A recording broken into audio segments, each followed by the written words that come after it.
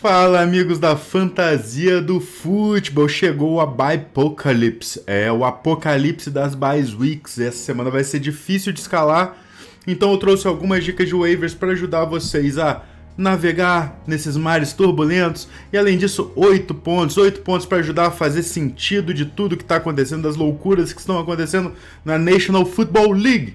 Então você é muito bem-vindo ao canal A Fantasia do Futebol. Meu nome é Arthur Murta e eu lhes conduzirei nessa loucura que é a Waiver Wire depois da vinheta. Vamos junto? Deixa aquele like, deixa aquele follow, se inscreve, ativa o sininho de notificação para não perder os próximos conteúdos. Valeu, valeu, valeu!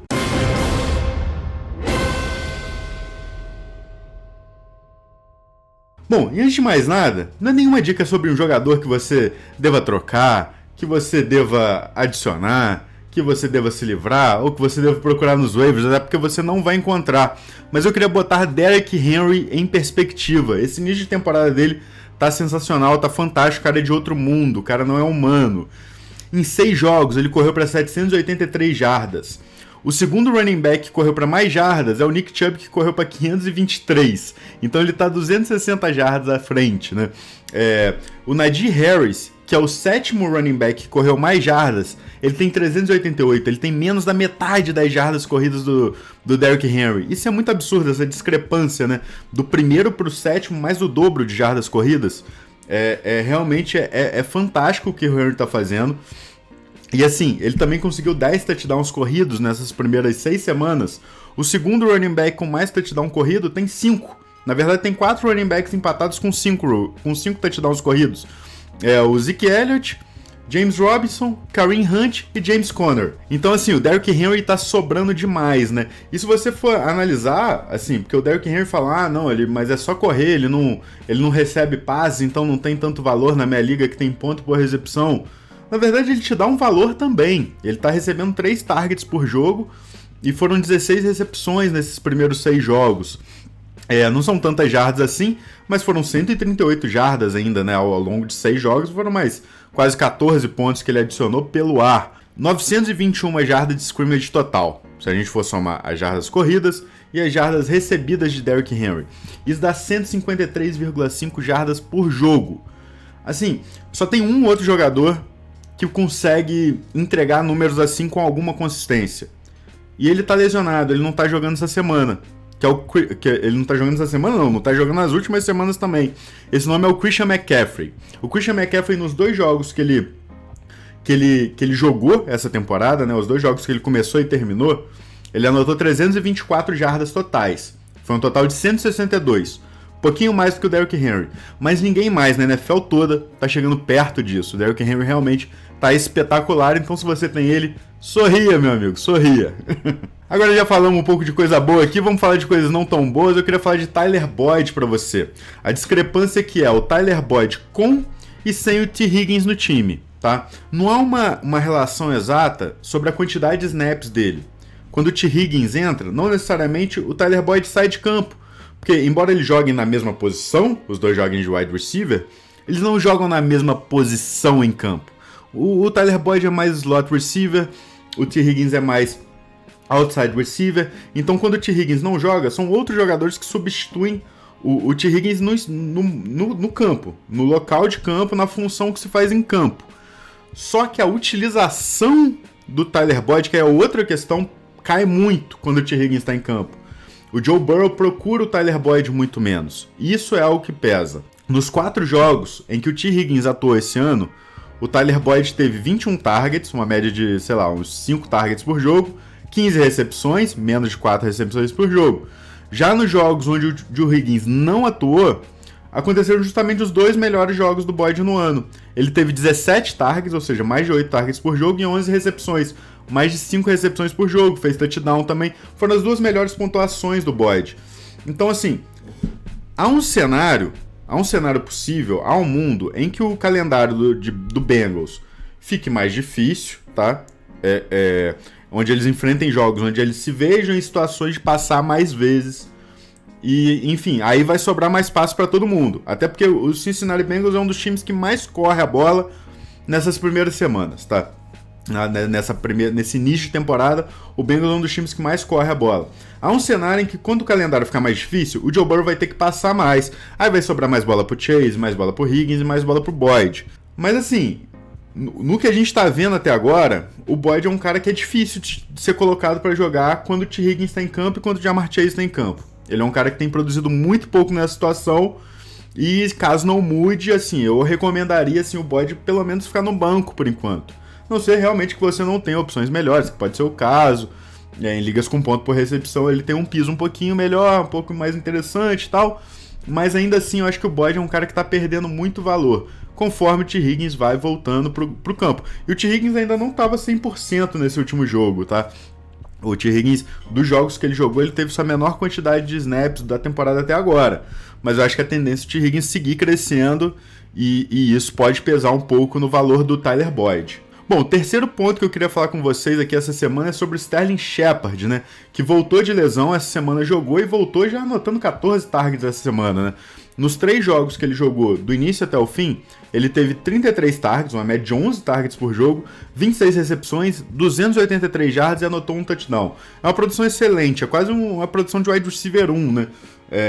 E assim, com muita consistência em ligas com ponto por recepção especialmente, muita consistência, uma jardagem muito boa que ele tá conseguindo por jogo. Ele tinha se machucado na semana 3, ele perdeu a 4 e a 5, né? Mas assim, ele continuou, voltou da onde ele tinha parado, né? Ele tinha parado no início nas 2 primeiras semanas, assim, ele tinha sido um dos principais nomes na posição de wide receiver e ele não perdeu muita coisa depois dessa lesão. Então, assim, é um nome que, até pela lesão, ele tá disponível em muitas ligas. Não o suficiente para enquadrar aqui no meu parâmetro para waivers, né? Que tem que ser jogadores disponíveis em mais de 50% das ligas. Ele tá disponível em 48% das ligas do Yahoo. Mas ainda assim, ele tá disponível em uma quantidade significativa de ligas e não deveria estar disponível em nenhuma delas, né? Que se ele tiver na tua liga aí, ele tem grande chance de poder te ajudar imediatamente. Você é um cara que você pode botar para jogar imediatamente. E assim, o Kadarius Toney, que é um cara que, se destacou semana passada pra caramba, um cara que eu vinha falando dele aqui nas últimas semanas, ele se machucou. Mas mesmo que a lesão dele não seja muito longa, mesmo que ele volte já essa semana, por exemplo, eu acho que isso não vai impactar no Sterling Shepard, porque os dois, às vezes os dois estavam jogando de slot, às vezes um estava jogando aberto, o outro no slot, às vezes eles alternavam, mas assim, os dois vão jogar junto. Eu acho que isso pode pesar mais pro Kenny Golladay e mais ainda pro Darius Slayton. Que o Darius Slayton, assim, se todo mundo estiver saudável, eu acho que o Darius Slayton nem vai ter espaço em campo. Mas o Kenny Golladay é um cara que vai acabar sobrando a vaga de wide receiver 3 dele, do time para ele. Porque ele não vem produzindo bem e os outros dois vêm produzindo muito melhor, né? No caso o Shepard e o Toney. E aqui mais umas informações para colocar em perspectiva aqui. Eu queria destacar um pouco a participação do Najee Harris no jogo aéreo, né? E assim, em oportunidades também, né? Ele tá sendo muito completo. Ele é o terceiro running back com mais tentativas de corrida e é o running back com mais targets e mais recepções até agora. Na verdade, entre todos os calouros, wide receivers incluídos, acho que só o Waddle, o wide receiver do Dolphins, que tem mais targets do que o Harris, né? Então, assim, a quantidade realmente surpreendente de participação tanto no jogo corrido quanto no jogo aéreo. E assim, não tem nenhum outro running back que tá no top 15 em tentativas de corrida e targets. Não tem nenhum. Assim, os mais próximos de serem muito utilizados nas duas áreas são Leonard Fournette, para quem se surpreende ainda, ele é um cara que participa muito no jogo aéreo, ele já teve temporadas fabulosas recebendo passes, ele correu 78 vezes e teve 30 targets. E o Ekeler correu 73 vezes e viu 32 targets. Assim, os dois são os únicos que tiveram mais de 70 tentativas de corridas e mais de 30 targets. Só que o Harris teve mais de 100 tentativas de corridas e mais de 45 targets, né? Então, assim, tá sobrando demais em utilização. Ele ainda tá devendo, eu acho que assim, no que ele faz com cada tentativa de corrida que ele tem. Eu acho que parte tá pesando pela linha ofensiva dos Steelers, que não tá muito boa esse ano. Tem calouros e tem lesões e tudo mais. Então, assim, tem margem para melhorar, né? Se eu for pensar, tem margem para melhorar. E o único outro running back que teve mais do que 32 targets esse ano até agora foi o DeAndre Swift, que teve 42 targets. 42 targets, teve 4 a menos que o Harris, né? E o DeAndre Swift, a gente sabe que ele é um cara notavelmente conhecido pelas suas proezas recebendo passes, né? O Swift ele tem a mesma quantidade de recepções, 34, os dois lideram em recepções, mas o Harris ainda teve mais targets, e a diferença maior entre os dois mesmo é que enquanto o Najee Harris correu 102 vezes, o Swift correu apenas 62 vezes, né? E o Swift ainda tá dividindo espaço com o Jamal Williams, enquanto o backfield do Steelers é todo do Harris, né? Então mais um ponto aqui para botar algumas coisas em perspectivas, né? Pra gente entender o que o Najee Harris tem feito até agora. E eu acho que o grande ponto aqui é que ele ainda tem margem para melhora, né? Se a linha ofensiva dos Steelers começar a melhorar, se o ataque dos Steelers como um todo colocar ele em mais situações de anotar mais touchdowns, né? Eu acho que o Harris tem margem para produzir ainda mais ainda esse ano, né? E o quinto ponto para a gente conversar hoje aqui é o DJ Moore, wide receiver do Carolina Panthers. Ele acaba de vir dos seus 2 piores jogos nessa temporada, né? Os 2 piores jogos em quantidade de recepção e os 2 piores jogos em jardas recebidas. Semana passada ele recebeu 5 passes para 42 jardas e essa semana ele recebeu 5 passes para 73 jardas. Foram as 2 menores quantidades de jardas que ele recebeu esse ano, e em todos os outros jogos ele tinha recebido mais de 5 passes. Ainda assim, nesses 2 jogos ruins dele, né, bem entre aspas esses ruins, ele teve 20 targets, né? Foram 7 na semana passada e 13 nessa. Então assim, eu acho que essa pode ser uma janela interessante, se você quiser comprar o DJ Moore com um mínimo de desconto, né? Porque nos 2 próximos jogos ele enfrenta 2 secundárias fracas, do Giants e do Falcons. Então, assim, se você tiver o Moore no teu time e tiver ficado um pouco desencorajado, eu acho que pode seguir escalando ele. E se você tiver o interesse, pode ser uma oportunidade de comprar um pouquinho mais em conta, né? E apesar desses 2 jogos, onde ele não produziu tanto, ele ainda é o 3º wide receiver com mais targets no ano, é o 5º wide receiver com mais recepções. Em liga com ponto por recepção, ele é o 5º wide receiver com mais pontos, e em liga standard ele é o 11º, né? Então, assim, é um wide receiver 1 e você pode levar isso em consideração para saber o que você está disposto a pagar caso você esteja querendo comprar o DJ Moore. Mas eu acho que pode ser uma boa janela, uma boa oportunidade, né? 2 jogos onde ele não anotou touchdown, onde fez quantidade de jardas mais baixas. Às vezes o cara que tá com ele ficou meio desencorajado, né? Mas eu não ficaria não. Eu não ficaria não, porque a utilização dele tá classe A. Classe A, então a gente vai atrás de jogadores assim. Tá, o 6º ponto aqui, eu queria conversar com vocês sobre o impacto da troca do Zach Ertz para Arizona. Tiveram alguns beneficiários nessa troca. O que eu confirmo que é um beneficiário é o Dallas Goedert, tá? O tight end do Eagles. O Zach Ertz talvez seja um beneficiário. E eu vou falar aqui, mesmo ele estando saindo de um comitê indo para um lugar onde ele vai ser o único tight end, ele talvez seja. Eu vou entrar nesse ponto já já. Acho que o Kyler Murray certamente se beneficia disso, uma arma a mais. Não que ele precise, né? Um dos caras que mais tem armas na liga. Mas... E o ataque do Eagles, talvez o Hurts tenha uma opção a menos. Talvez seja um pouco prejudicial para ele. Em linhas gerais são isso. Agora, por que eu acho que o Goedert vai se beneficiar e o Hurts não? Ao longo dessa temporada, o Zach Ertz tinha tido 31 targets. E o Eagles tinha passado 50 vezes para os seus tight ends. Desses 50 passes para o tight end, 31 vezes tinham sido para o Zach Ertz. Então, anota esse número. 50 passes para tight ends do Eagles. O Arizona Cardinals, nesses jogos até agora, passou 21 vezes só para tight ends. Para todos os tight ends. O Max Williams, que tinha mais targets, ele tinha 17. Então, o Zach Ertz sozinho no Eagles, mesmo ele dividindo, sozinho não, porque ele estava dividindo com o Goedert, mas vocês entendem. O Zach Ertz no Eagles, ele tinha tido 31 targets. Todos os tight ends do Cardinals, 21. Então, assim, eu acho que o Ertz, por mais que ele vá para um cenário onde ele vai ter menos competição, ele vai para um time que usa menos tight end. É um time que gosta de usar 4 wide receivers, é um time que passa a bola para seus running backs, que seus running backs correm muitas rotas, mesmo que o James Conner não receba tantos passes, volta e meia ele tá correndo umas rotas ali. Então, assim, o Ertz não necessariamente ele vai para uma situação melhor. Ele vai depender de algumas coisas. Eu acho que se ele conseguir adquirir uma boa sintonia, uma sintonia rápida com o Kyler Murray, ele tem chance sim de se tornar uma boa opção. O Max Williams ele teve 17 targets no total, mas nos 3 últimos jogos antes de se lesionar ele tinha tido 15, então ele estava tendo uns 5 targets por jogo. Eu acho que é mais ou menos algo assim que a gente pode esperar do Ertz, tá? Um cara que vai receber uns 5 targets por jogo Enfim, no ataque pontua muito, ele pode ter suas chances de virar um alvo da end zone e da red zone, no caso, né? E fazer alguns touchdowns ali. Mas assim, eu não tô achando necessariamente que é uma vitória pro Hurts na questão do volume. Agora, pro Goddard, que tinha tido 19 targets num time que passou 50 vezes pro tight end, eu acho que ele ganha muito com essa troca. Acho que ele ganha muito mesmo. Assim, não vai ter mais competição na posição. Ele não jogou essa semana por causa de Covid, né? Tava fora com Covid. Mas muito provavelmente já vai estar de volta na próxima semana. E eu acho que ele foi o grande vencedor. O grande vencedor mesmo dessa troca foi o Dallas Goedert.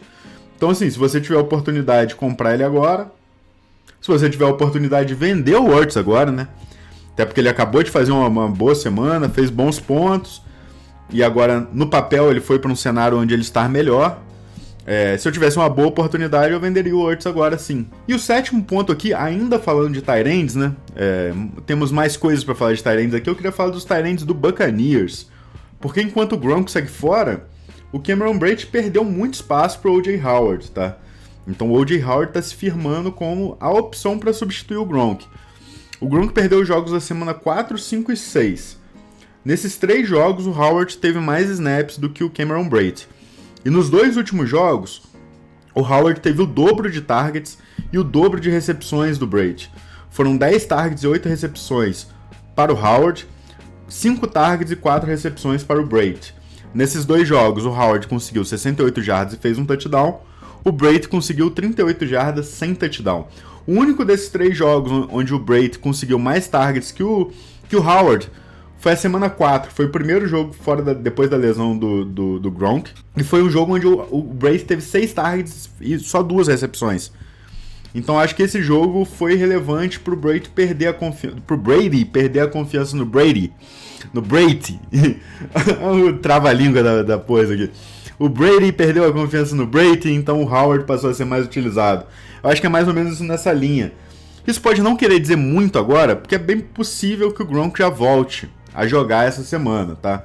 Então, caso o Gronk volte a jogar, a gente guarda essas informações. Não serão informações para serem utilizadas agora, mas né, a gente conhece o Gronk já de alguns outros anos. Caso ele volte a se lesionar, ou caso ele ainda não volte essa semana, a primeira opção é o O.J. Howard e não o Cameron Brate, ao contrário do que eu fiz há 3 semanas, né, quando eu peguei o Brate, achando que ele seria o substituto pro Gronk, tá? Então, guardem essa informação que pode vir a ser útil mais pra frente. E o 8º e último ponto que eu queria falar com vocês antes da gente entrar aqui nas dicas de waivers dessa semana é sobre o comitê de Baltimore, né? A gente viu um tira-casaco, bota-casaco com Tyson Williams e o Le'Veon Bell se revezando no practice squad do time. Essa semana foi uma semana que o Tyson Williams ficou de fora e o Le'Veon Bell ficou dentro. E assim, os 3 running backs eles tiveram uma quantidade de corridas muito parecidas, tá? Os 3 running backs que sobraram, que jogaram essa semana, né?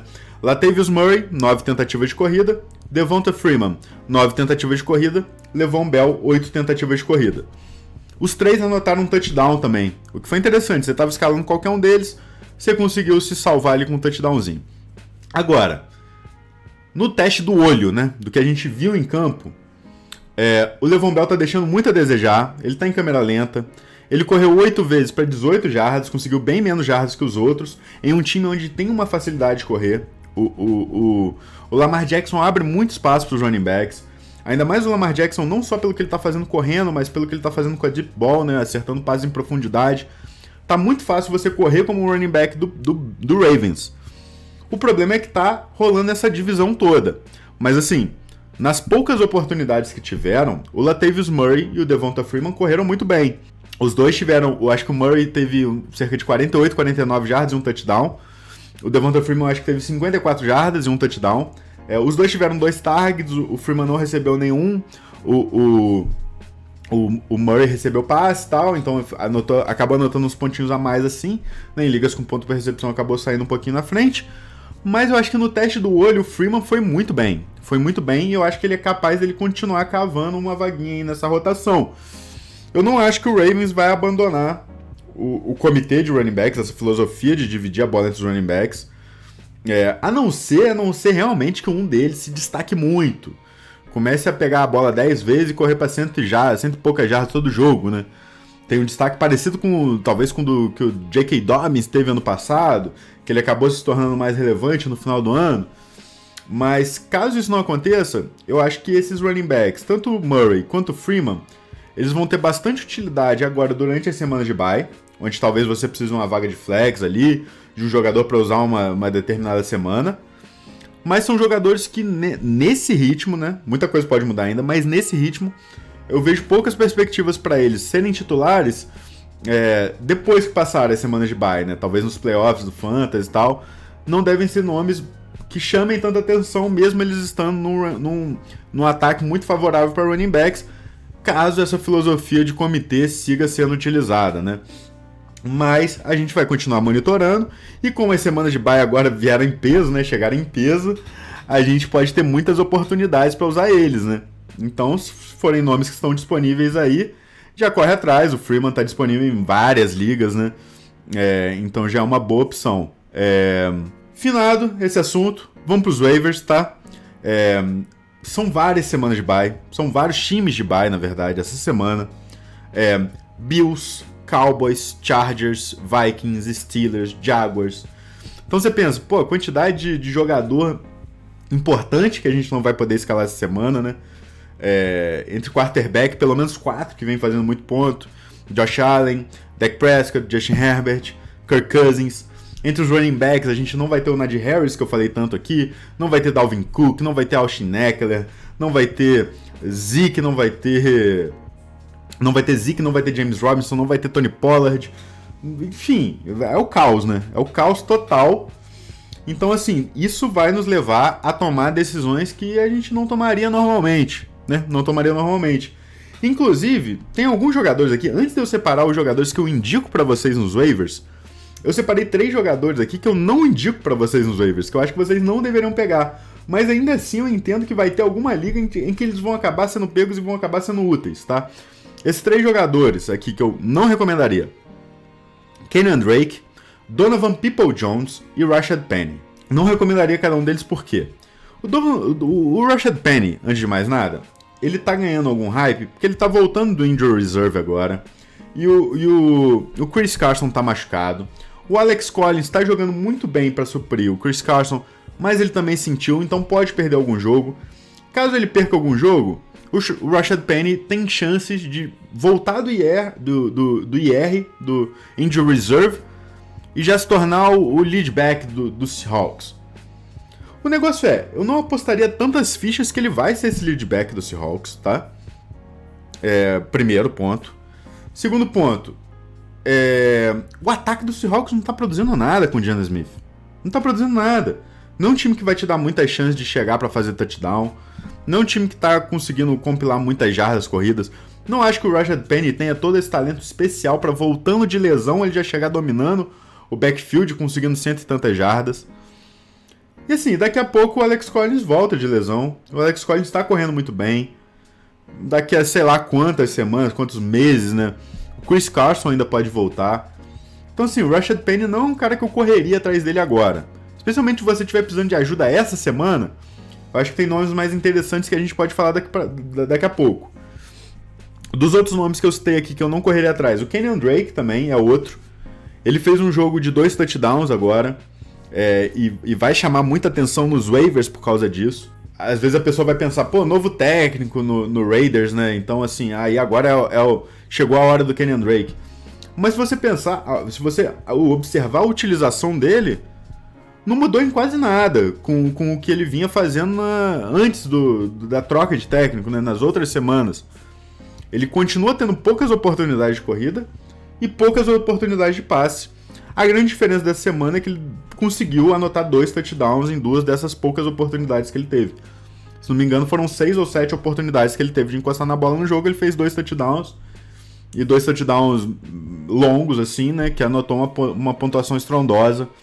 Mas, assim, eu não tô confiando nessa consistência. Porque touchdown é muito difícil de você prever, né? Ainda mais touchdowns longos, né? Não é como se ele estivesse recebendo a bola na goal line pra empurrar toda hora. E um time que chega sempre na goal line.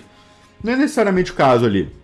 Então, assim, É um jogador de situação que eu acho que, salvo ligas muito grandes, e nesse caso da Apocalipse aí e tal, você não vai ter muito interesse em utilizar ele. E o Donovan Peoples-Jones também foi outro jogador que teve um grande destaque essa semana, pelo Browns, wide receiver do Browns.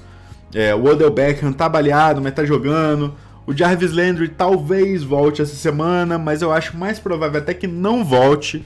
Então, assim, se você quiser pegar o Donovan Peoples-Jones para usar nesse jogo de quinta agora, talvez seja a única janela que você tenha. Porque é um jogo em que nem o Kareem Hunt nem o Nick Chubb vai jogar. O Jarvis Landry provavelmente ainda não vai jogar. Então, assim, o Browns vai ter que passar a bola, então pode acabar sobrando pro Donovan Peoples-Jones essa semana. Mas, assim, a utilização dele ao longo da temporada tá sendo muito escassa. Eu acho que tem jogadores, tem wide receivers mais interessantes para você apostar, se você tiver numa necessidade. Alguns wide receivers que eu citei nas últimas semanas, que eu não vou citar de novo aqui, mas que continuam tendo bons targets. O Amon-Ra St. Brown, por exemplo. Enfim, tem nomes que para mim são mais interessantes que o Donovan Peoples-Jones e oferecem mais upside pro decorrer da temporada. Daqui a pouco, o Jarvis Landry tá voltando. A tendência é que o Odell Beckham tenha mais ritmo. É um time que gosta de correr mais a bola, então quando os running backs voltarem, não vai ter tantas oportunidades assim para passar a bola, né? Quando os running backs estiverem saudáveis. Tudo bem que o Kareem Hunt vai perder mais algumas semanas, mas eu acho que o Nick Chubb provavelmente na próxima semana já deve estar de volta. Então, assim, eu evitaria esse nome. Eu evitaria, salvo se você estiver precisando realmente numa liga muito grande, estiver precisando de alguém para essa semana. E se você der aquela verificada lá que não tem nenhum nome mais interessante mesmo. Mas eu não me enganaria muito com os números que ele fez nessa semana passada. Não acho que seja algo sustentável, tá? E agora vamos para os waivers aqui. Começo de conversa, vamos de quarterback. Eu separei o Tua Tagovailoa, tá? É um quarterback que eu acho que ele vai ter muitos jogos ruins. Ele vem de um jogo muito bom, onde ele conseguiu 329 jardas aéreas e 22 corridas contra o Jacksonville Jaguars. Tá? Que é uma defesa fraca, então ele explorou uma defesa fraca. Então, assim, não é um cara que eu me empolgaria com esse jogo e falaria, pô, agora o Tua eu acho que pode ser uma boa opção, hein? Mas, nessas semanas de bye, talvez você tá numa liga maior, e o Tua tem um bom confronto essa semana, né? Ou nas próximas semanas de bye, quando o Tua tiver outros bons confrontos, eu acho que é uma aposta que pode valer a pena. Essa semana ele pega o Atlanta Falcons, tá? Outra defesa que vem sendo muito vulnerável para os cornerbacks, bem passível de ser explorada. O Tua talvez tenha alguns reforços essa semana, né? Que ele estava só com um dos seus principais wide receivers, que foi o Waddle, e ele utilizou muito bem o Waddle. O Waddle parece que cresce bastante com o Tua em campo. Talvez o Devonta Parker volte agora, daqui a umas 2 semanas talvez o Will Fuller volte.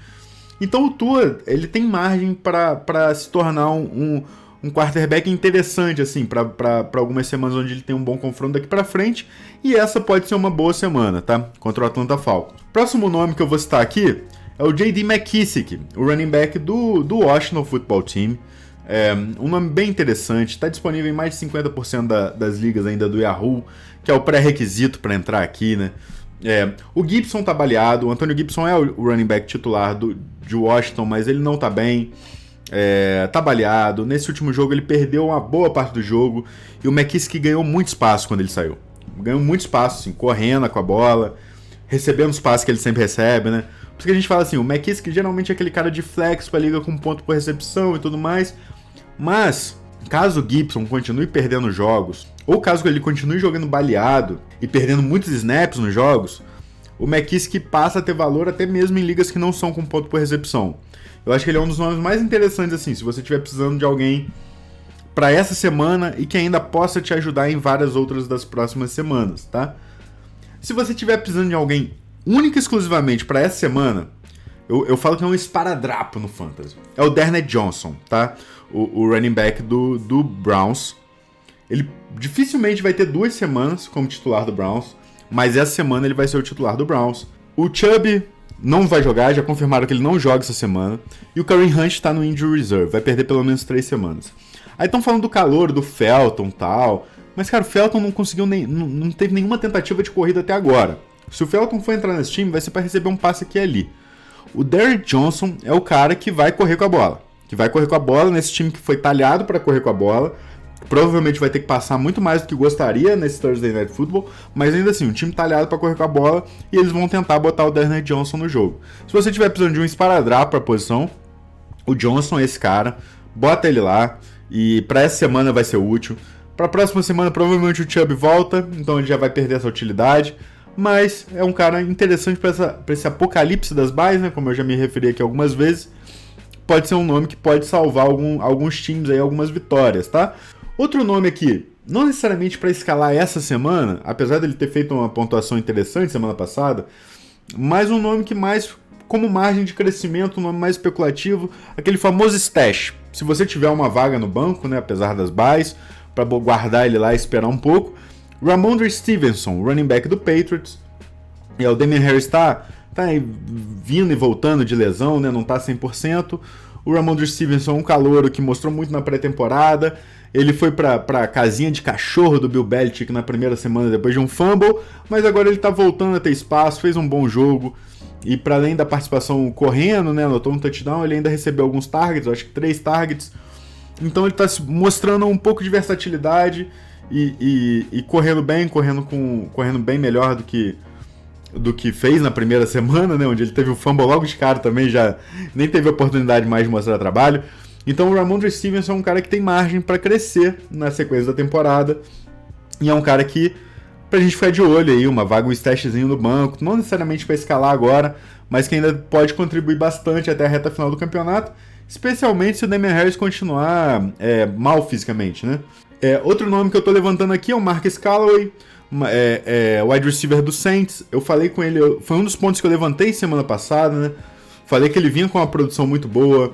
Ele é o único wide receiver do Saints que tem mais de 50% dos snaps em todos os jogos. Na verdade, ele tem quase todos os jogos, ele tá com 80% dos snaps.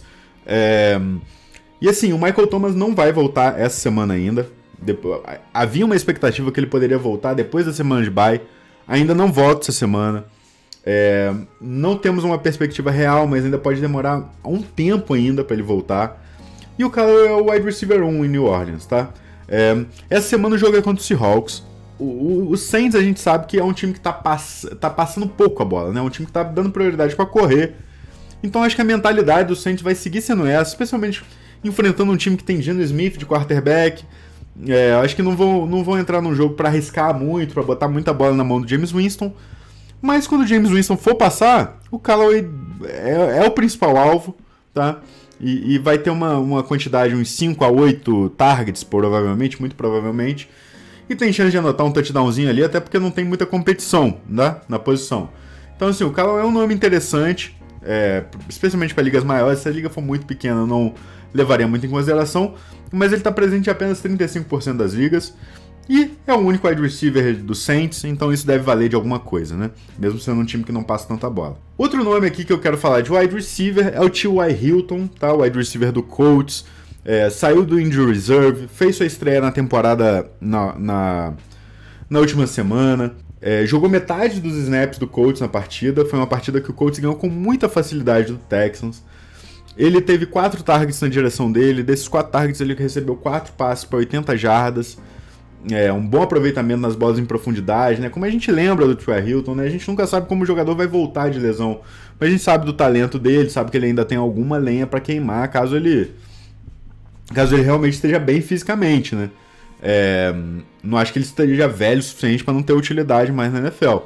É mais uma questão física mesmo. Só que a questão física pesou um pouquinho, que ele teve uma lesãozinha chata ali no final do jogo, tal, aí foi poupado, acabou não terminando o jogo. Até porque também o Colts não precisava forçar, né? Eu não sei, se fosse um jogo talvez em que o Colts estivesse perdendo, talvez ele fizesse um sacrifício para continuar em campo, pode ser que sim. Não parece ter muita preocupação com o T.Y. Hilton no longo prazo, então acho que ele, fisicamente, se ele perder, vai perder um jogo só, mas eu acho que ele tem muita chance de te ajudar na sequência da temporada aí. E ele voltou bem, assim, eu gostei do que eu vi com ele correndo rotas, tá? Óbvio que eu não gostei dele se machucando de novo, mas eu acho que é um cara que pode ter uma boa utilidade aí. E um outro nome aqui, pra gente terminar, finalizar as dicas de waivers de hoje, é o tight end, é o Ricky Seals-Jones, o tight end de Washington. Ele tá substituindo o Logan Thomas, como a gente sabe muito bem, ele ainda tá disponível em mais de 70% das ligas do Yahoo, uma quantidade significativa. E assim, numa posição tão difícil de se firmar como tight end, o Phil Jones ele tá substituindo o Logan Thomas muito bem. Nas últimas 2 partidas ele teve 15 targets, 9 recepções, tá? Não são passos muito longos, mas ele está sempre sendo bem utilizado, sendo muito utilizado. Então é um cara que pode ter valor aí para você, né? Se você estiver precisando de um tight end, muitas lesões no corpo de tight ends, ainda mais agora as semanas de bye chegando. O Rick Seals-Jones pode ser muito útil.